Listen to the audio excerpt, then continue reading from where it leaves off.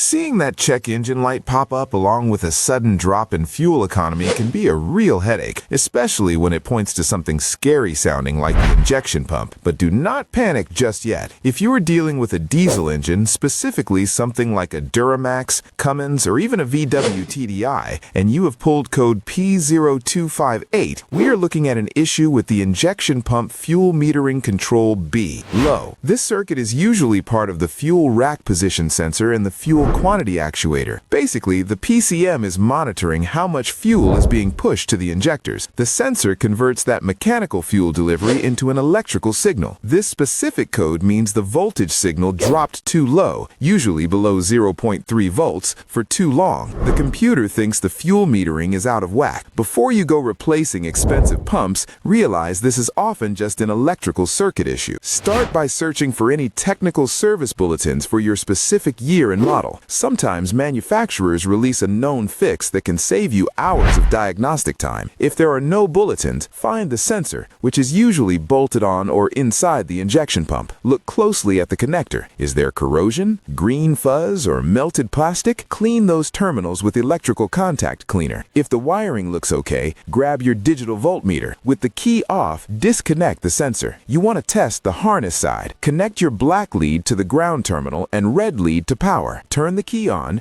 You should see either 12 volts or 5 volts depending on your manual. If you do not have power, you have a broken wire back to the computer or fuse box. If you do have power, switch your red lead to the signal wire terminal. You should see 5 volts there too. If all the wiring checks out, meaning you have good power, ground, and signal reference, then and only then should you suspect the sensor itself or the actuator. It is rare, but sometimes the PCM fails, but 90% of the time you are looking at a bad sensor or a wiring gremlin.